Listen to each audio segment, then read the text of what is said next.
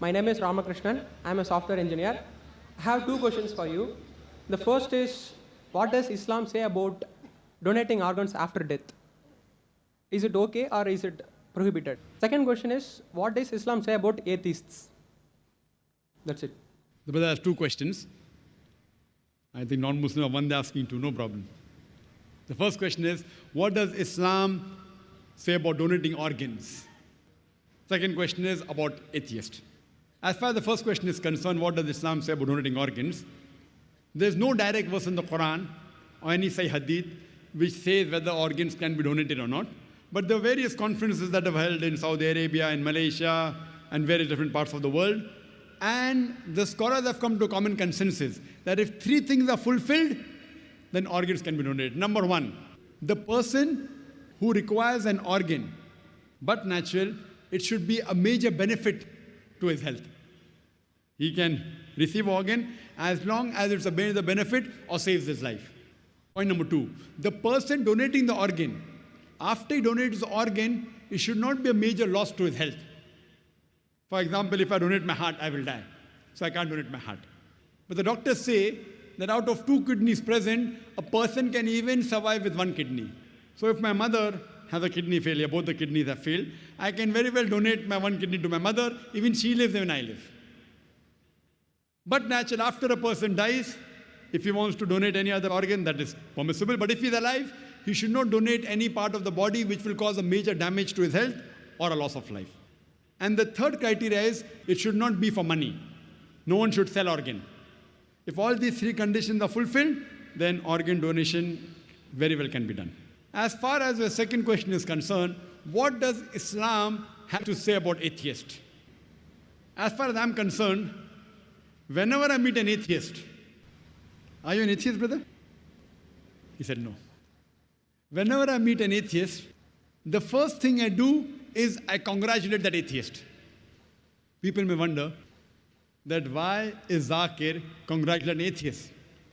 The reason I'm congratulating atheists is because most of the human beings, they usually do blind belief.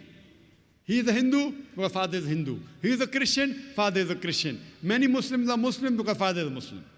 Now this atheist, he's thinking. He may be coming from a religious background. His father may be pious. But he does not believe that how can there be a God who requires to eat, a God who can die, a God who can lie.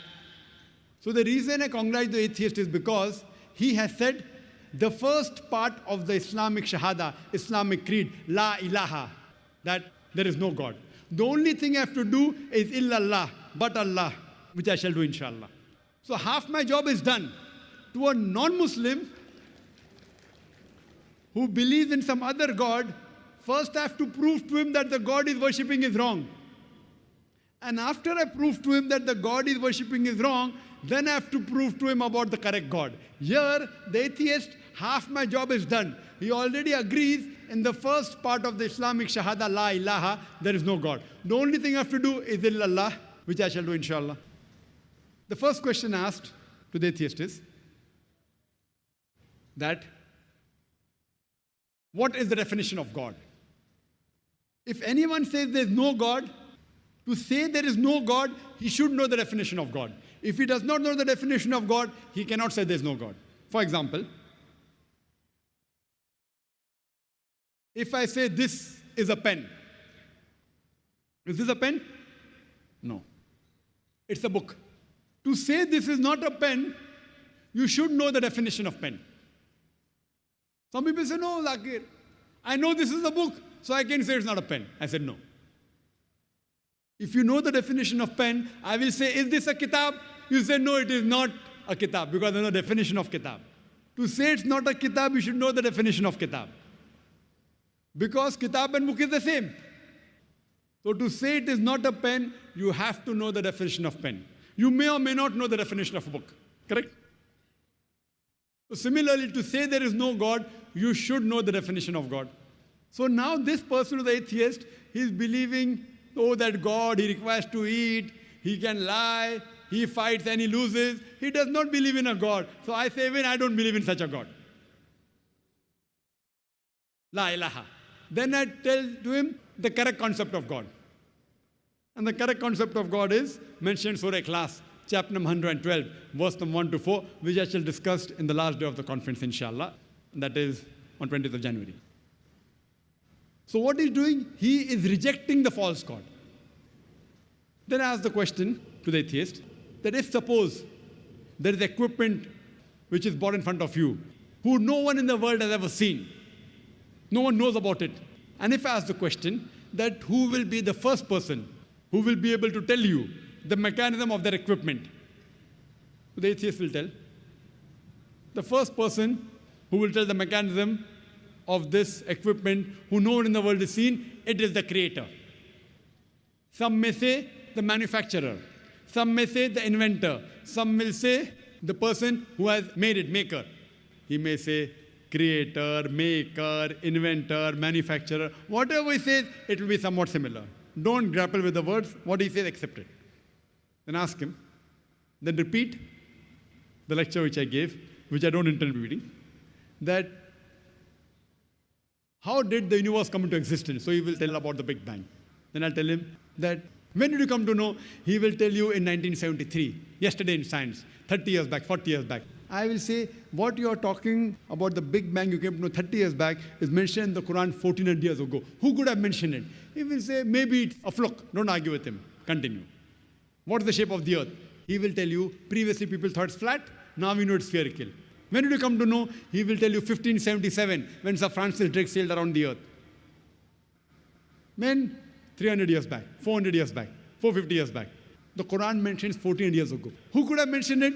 He will say, oh, maybe your Prophet Muhammad, peace be upon him, he was an intelligent man. Don't argue, continue. Light of the moon, is its own light or reflected light? He will tell you, previously we thought light of the moon was its own light. Recently we have come to know a couple of hundred years back, it's reflected light. It's mentioned in the Quran, Surah Furqan, chapter 25, verse 61. Light of the moon is reflected 14 years back. Who could have mentioned it? Now we'll pause.